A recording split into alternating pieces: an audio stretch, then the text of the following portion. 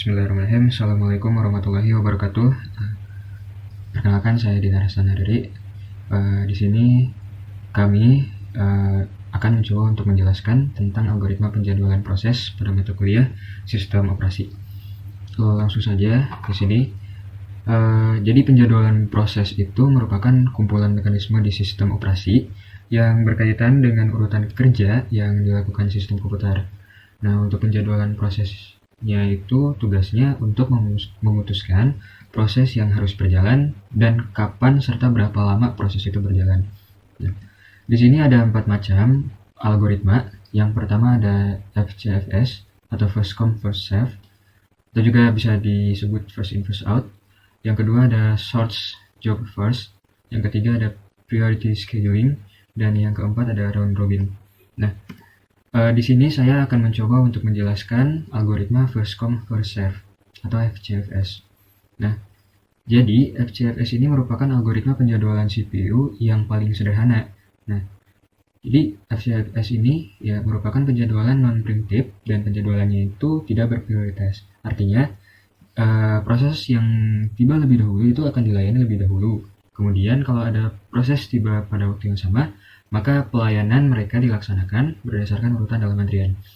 Dan proses di antrian belakang harus menunggu sampai semua proses di depannya itu selesai. Di sini saya ada contoh soal. Diketahui terdapat 5 macam antrian proses, yaitu A, B, C, D, dan E. Dengan waktu tiba semuanya 0, 2, 3, 4, dan 6. Lama eksekusinya antara lain 4, 3, 7, 9, dan 6. Kemudian yang ditanyakan, kapan dimulainya eksekusi dari tiap-tiap antrian proses, kemudian kapan selesainya eksekusi, yang ketiga hitung turnaround time atau TAT-nya, yang terakhir yang keempat hitung rata-rata TAT. Nah, di sini ada rumusnya. Yang pertama ada TAT itu cara menghitungnya sama dengan waktu tunggu ditambah lamanya eksekusi. Untuk menghitung rata-rata TAT yaitu sama dengan sigma TAT atau jumlah keseluruhan dari TAT yang telah dihitung dari semua proses dibagi berapa banyak proses yang dieksekusi. Kemudian untuk menghitung waktu tunggu yaitu dengan cara mulai eksekusi dikurangi waktu tiba. Kemudian untuk mengetahui selesainya eksekusi yaitu mulai eksekusi ditambah lamanya eksekusi. Langsung saja di sini kita langsung sudah diketahui ya untuk kolom waktu tiba dan lamanya eksekusi, karena sudah diketahui tadi pada soal. Langsung saja diinput ke dalam tabel. Langsung kita mencari mulainya eksekusi dari setiap proses. Yang pertama, untuk proses A, mulai eksekusinya itu kapan sih gitu kan. Nah, karena proses A merupakan proses yang pertama dieksekusi atau dimasukkan ke dalam CPU ya, maka di sini terdapat ya chart bahwa yang warna biru tua ini adalah proses A, yang warna oranye ini proses B, yang warna abu-abu proses C, yang warna kuning proses D, dan yang warna biru muda proses E. Nah, di sini kita bisa lihat nih, si proses A itu memulai eksekusinya pada saat karena di sini waktu tibanya 0, ya berarti mulai eksekusinya pada waktu 0 gitu. Langsung saja. Nah, untuk proses B mulai eksekusinya pada saat proses A itu selesai dieksekusi. Nah, berarti berapa lama eksekusinya?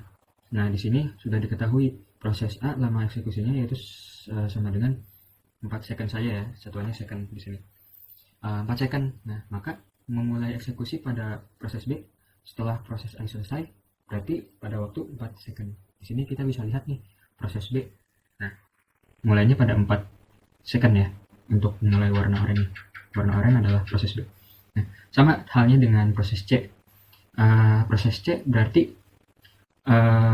mulai eksekusinya pada waktu proses A dan proses B itu selesai dieksekusi. Maka kita jumlahkan 4 ditambah 3 proses A ditambah proses B eksekusinya, berarti 7. Ya. Nah, di sini juga kita bisa lihat nih di chart 7 ya untuk memulai proses C. Sama halnya dengan proses D dan seterusnya. Kita tinggal jumlahkan saja lama eksekusi dari proses-proses sebelumnya gitu. 4 tambah 3 tambah 7 berarti 14. Kemudian untuk proses E sama, dijumlahkan semua lama eksekusi pada proses sebelumnya berarti 14 ya, tadi ditambah 9 berarti jumlahnya 23. 23.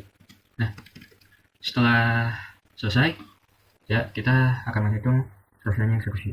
Kita bisa lihat nih ya, waktu mulainya eksekusi pada proses E pada waktu 23 second nih ya, sama untuk proses D 14 second dan seterusnya. Untuk proses selesai eksekusinya berarti pada waktu kapan ya, kita hitung aja nih ya, berarti mulai eksekusinya itu ditambah lamanya eksekusi, mulai eksekusi ditambah lamanya eksekusi, berarti 4 tambah 0 berarti 4. Sama proses B juga, 4 tambah 3 7, 7 tambah 7 11, dan seterusnya. Jadi rumusnya adalah mulai eksekusi ditambah lamanya eksekusi untuk mencari selesainya eksekusi. Sini 23 berarti. Nanti 23 ditambah 6 29. Nah, untuk waktu tunggu rumusnya adalah mulainya eksekusi dikurangi waktu tiba. Kita langsung aja ke rumus eksekusi ya. 0 dikurangi 0 sama dengan 0. Nah, selesai eksekusi, mulainya eksekusi dikurangi waktu tiba, berarti 4 dikurangi 2 untuk proses B sama dengan 2. Untuk proses C, 7 dikurangi 3 berarti 4, dan seterusnya sampai selesai ya. 23 dikurangi 6 17. Untuk ini yang terakhir untuk tabel menghitung TAT. TAT tadi rumusnya adalah waktu tunggu ditambah lamanya eksekusi. Waktu tunggu kita udah dapat nih, ditambah lamanya eksekusi. Berarti tinggal kita jumlahkan. Untuk proses A, lama eksekusinya 4 ditambah waktu tunggunya 0 sama dengan 4. Dan seterusnya sampai prosesnya telah dihitung semuanya. 5 7 tambah 4 10 9 10 19 6 tambah 17 23.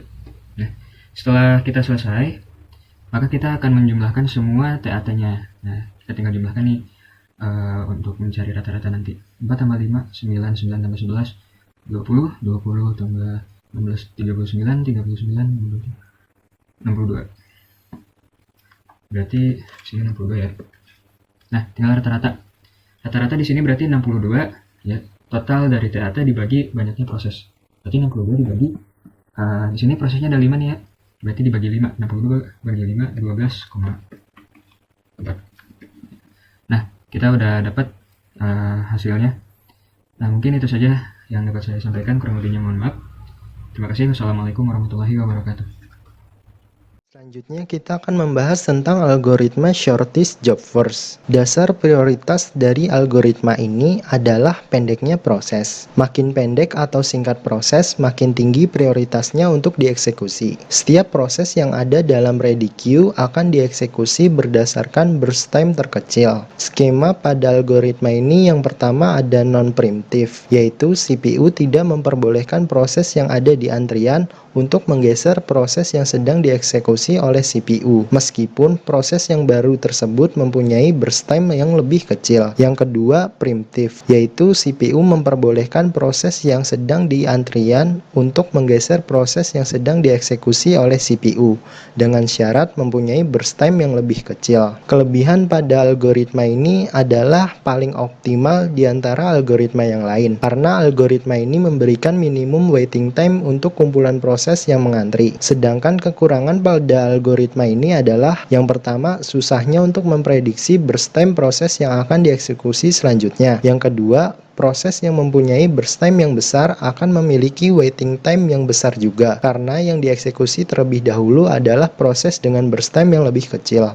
Untuk lebih memahami tentang algoritma ini, mari kita kerjakan beberapa kasus berikut. Yang pertama, kasus non-preemptive, proses dengan waktu tiba yang sama. Tentukan rata-rata waktu tunggu dan rata-rata waktu turnaround dengan data di bawah ini dengan menggunakan algoritma shortest job first. Bisa kita lihat, setiap proses memiliki waktu tiba yang sama dan waktu eksekusi yang berbeda-beda. Maka untuk menyelesaikan soal ini, kita urutkan dari proses yang memiliki waktu eksekusi terkecil. Nah, selanjutnya kita akan menghitung waktu tunggu, waktu mulai eksekusi, waktu selesai eksekusi, dan waktu turnaround. Proses D akan dieksekusi pertama kali karena memiliki waktu eksekusi terkecil, sehingga tidak memiliki waktu tunggu. Proses D akan langsung dieksekusi pada waktu ke-0 dan selesai pada waktu ke-1. Proses D juga memiliki waktu turnaround yaitu 1. Nah, sebelumnya waktu tunggu itu adalah waktu selesai eksekusi pada proses sebelumnya dikurang waktu tiba proses saat ini. Nah, selanjutnya kemudian waktu turnaround didapatkan dari waktu selesai eksekusi dikurang waktu tiba. Selanjutnya kita ulangi proses yang sama untuk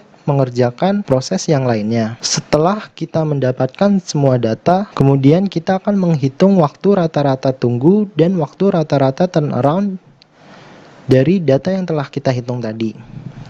Kita jumlahkan seluruh waktu tunggu maupun waktu turnaround, lalu kita bagi dengan banyaknya proses, yaitu 4. Maka akan kita dapatkan waktu rata-rata tunggu yaitu 3,5 dan waktu rata-rata turnaround yaitu 7,5. Kasus yang terakhir yaitu kasus primitif. Tentukan rata-rata waktu tunggu dan rata-rata waktu turnaround dengan data di bawah ini dengan menggunakan algoritma shortest job first. Nah, untuk menyelesaikan kasus ini, maka algoritma shortest job first akan mengeksekusi dari waktu tiba terkecil dan waktu eksekusi terkecil. Tetapi berbeda dengan kasus yang sebelumnya. Pada kasus ini terdapat interupsi, yaitu jika ada proses yang datang atau masuk, kemudian algoritma ini akan membandingkan proses mana yang memiliki waktu eksekusi terkecil, proses yang sebelumnya atau proses yang baru datang. Hal tersebut dilakukan terus-menerus hingga semua proses selesai. Bisa kita lihat pada tabel ini. Pada waktu ke-0, proses A masuk. Nah, kemudian proses A langsung dieksekusi. Kemudian pada waktu ke-1, proses B juga masuk. Nah, pada waktu ke-1 ini kedua proses dibandingkan mana yang memiliki waktu eksekusi terkecil. Ternyata proses B. Nah, kemudian berlanjut dieksekusi proses B. Nah, kemudian pada waktu ketiga proses C masuk. Kemudian dibandingkan proses C atau B yang lebih kecil. Ternyata proses B yang lebih kecil. Kemudian proses B dieksekusi hingga berakhir. Nah, berakhirnya itu pada waktu kelima. Pada waktu kelima ini proses C baru dieksekusi setelah dibandingkan dengan proses A. Kan proses A tadi sisanya masih 5. Nah, sedangkan proses C ini 3. Kemudian dieksekusi. Nah, pada waktu ke-6 proses D masuk. Lalu dibandingkan antara proses D, proses C, dan proses A. Ternyata proses C masih memiliki waktu eksekusi yang terkecil. Selanjutnya kita akan menghitung waktu tunggu dan waktu turnaround berserta rata-ratanya. Pertama adalah waktu tunggu. Waktu tunggu didapatkan dari waktu mulai eksekusi dikurang waktu tiba, atau penjumlahan dari seluruh waktu tunda hingga proses tersebut mulai dieksekusi hingga selesai. Proses A memiliki waktu tunggu 7 karena mengalami penundaan dari waktu ke-1 hingga waktu ke-8. Proses B tidak memiliki waktu tunggu karena langsung dieksekusi ketika proses tersebut datang. Proses C memiliki waktu tunggu 2, proses D memiliki waktu tunggu 7. Setelah itu, kita jumlahkan semuanya, lalu kita bagi dengan banyaknya proses yang ada.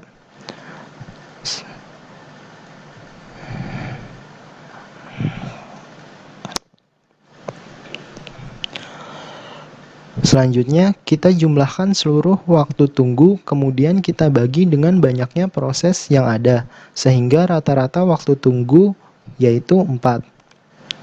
Yang kedua, waktu turnaround. Waktu turnaround didapatkan dari waktu selesai eksekusi dikurang waktu tiba proses tersebut. Proses A memiliki waktu turnaround 13, proses B memiliki waktu turnaround 4, proses C memiliki waktu turnaround 5, dan proses D memiliki waktu turnaround 15. Selanjutnya kita jumlahkan seluruh waktu turnaround, kemudian kita bagi dengan banyaknya proses yang ada. Sehingga rata-rata waktu turnaround yaitu 9,25. Priority scheduling merupakan algoritma penjadwalan yang mendahulukan proses yang memiliki prioritas tertinggi Setiap proses memiliki prioritasnya masing-masing.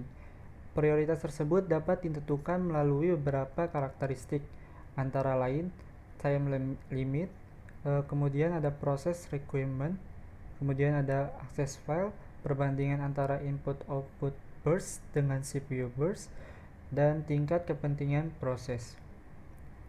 Priority scheduling juga dapat dijalani secara preemptif maupun non-preemptif.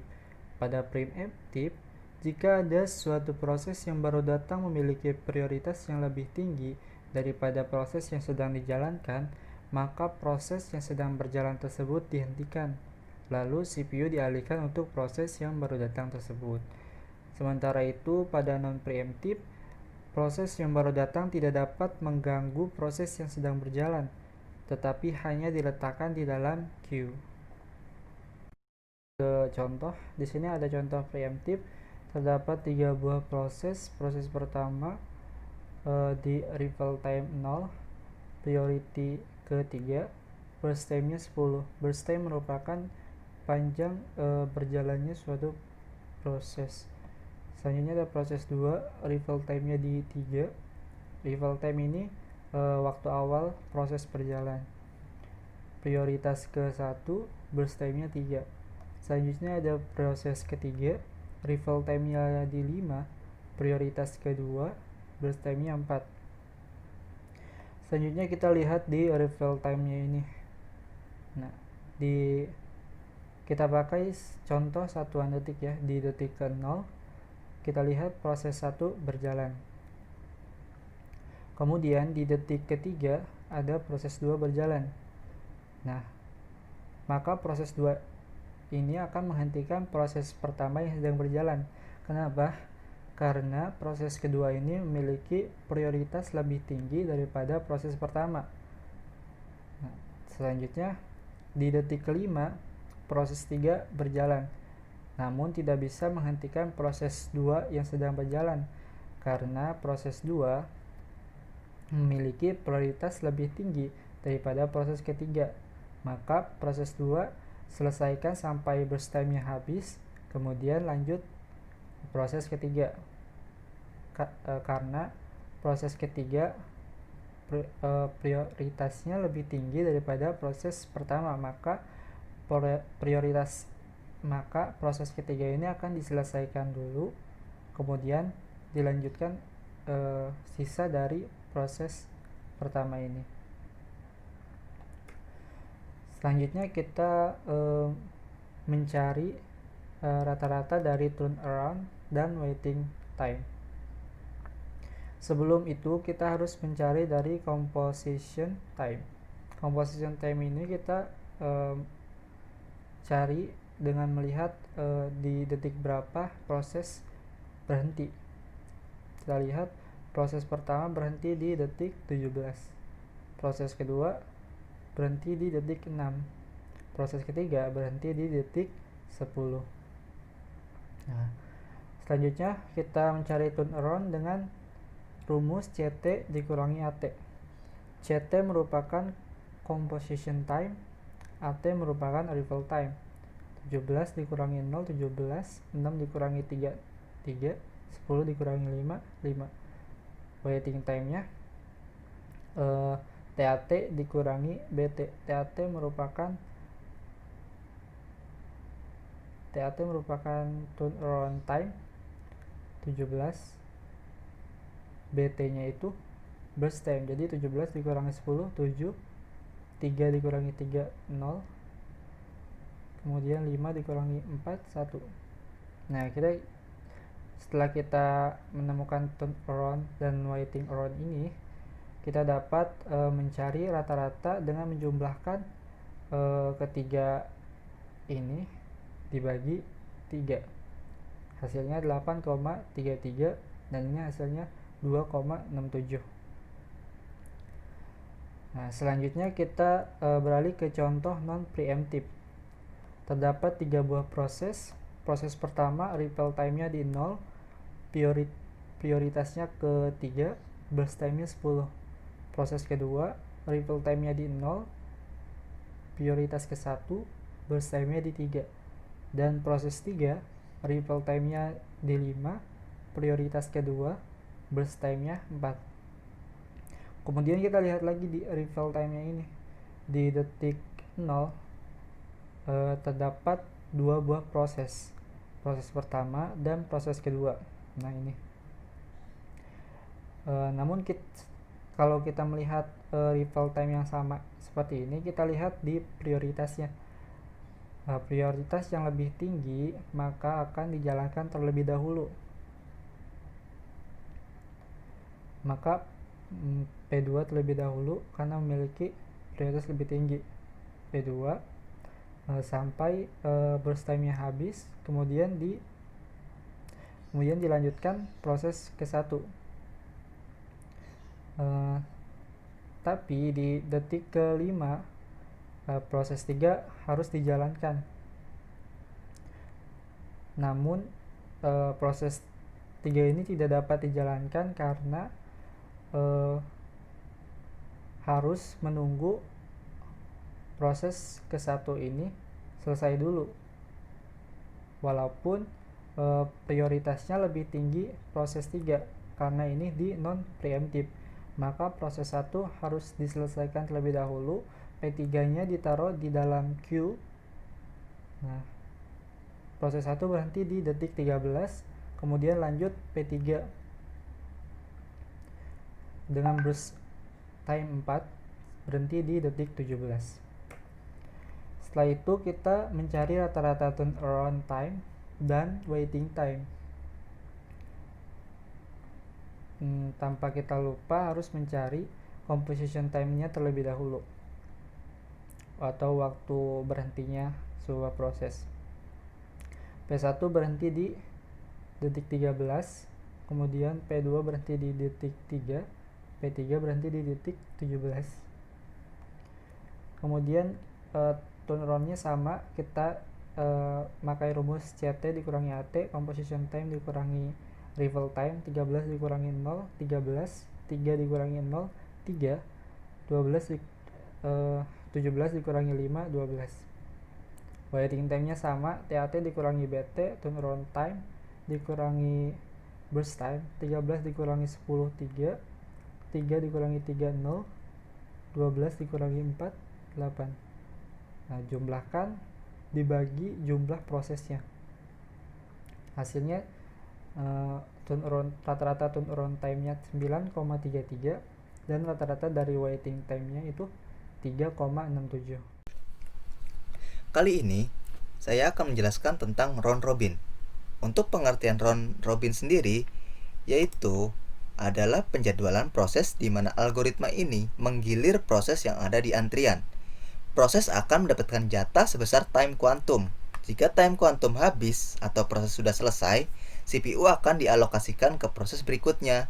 Pada penjadwalan proses ini, tidak ada proses yang diprioritaskan.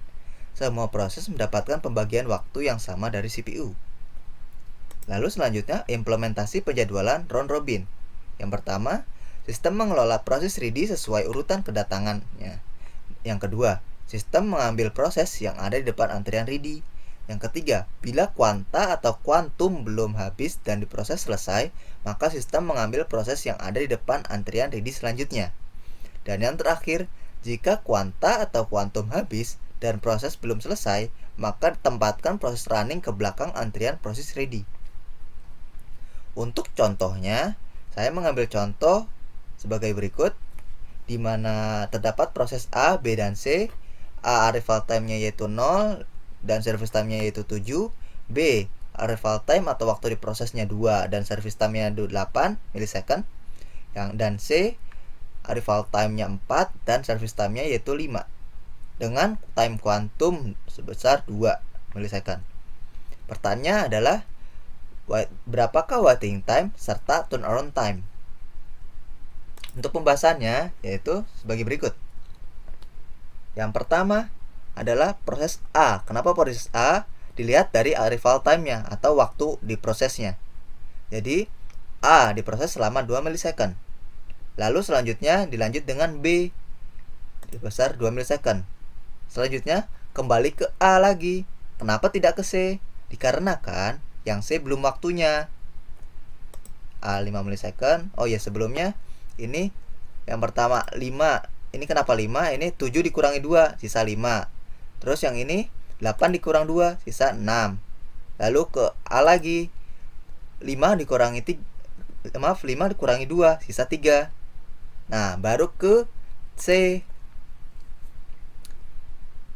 C sebesar 2 milisecond, 5 dikurangi 2 yaitu 3.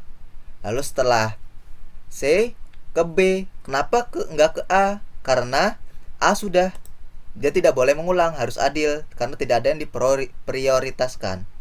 Jadi ke B yaitu tadi sisa 6, berarti sekarang dikurangi 2 menjadi 4.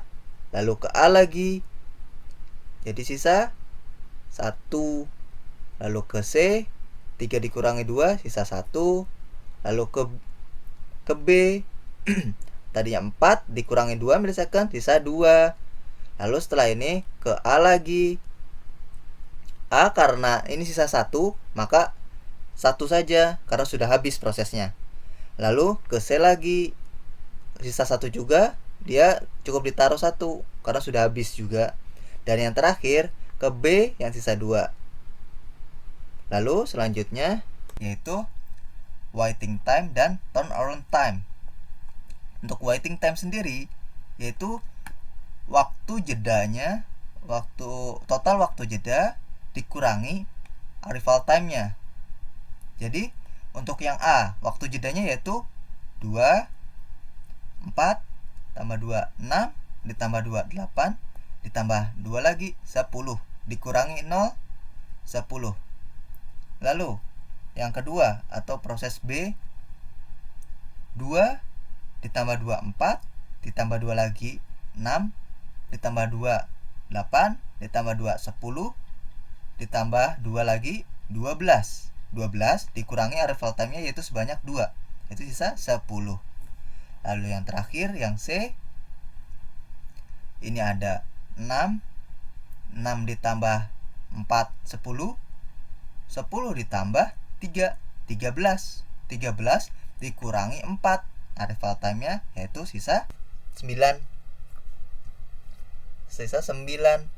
Lalu turnaround time yaitu berakhirnya proses tersebut dikurangi arrival time. Untuk yang A, dia berakhir di 17, dikurangi 0 yaitu 17 tetap. Lalu yang B, dia berakhir di 20, tetapi dikurangi arrival time yaitu 2, sisa 18.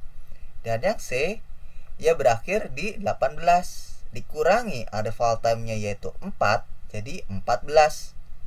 Jadi untuk rata-ratanya 10 tambah 10 tambah 9 dibagi 3, 9,6. Dan rata-rata TAT atau turnaround time 17 tambah 18 tambah 14 yaitu sebanyak 39 dibagi 3, 13. Sebenarnya round robin itu termasuk algoritma preemptif. Kenapa? Karena ia memiliki jeda atau bisa dijeda dan memiliki quantum time. Untuk round robin non preemptif atau tidak memiliki jeda sebenarnya bisa, tetapi ia akan mirip atau bahkan sama dengan FCFS. Untuk contohnya itu sebagai berikut. Ini contoh untuk non preemptive. Bila tidak memiliki quantum time. Untuk pertama proses A itu datang pertama dan service time-nya yaitu 7. Lalu dilanjut yang B, service time-nya yaitu 8. Dan yang C, service time-nya yaitu 5. Jadi ini akan seperti ini. Kalau dilihat lagi akan mirip seperti FCFS. Sekian pembahasan dari saya yaitu tentang round robin. Kurang lebihnya mohon maaf. Dan juga sekian dari kelompok kami. Wabillahi taufiq wal hidayah. Wassalamualaikum warahmatullahi wabarakatuh.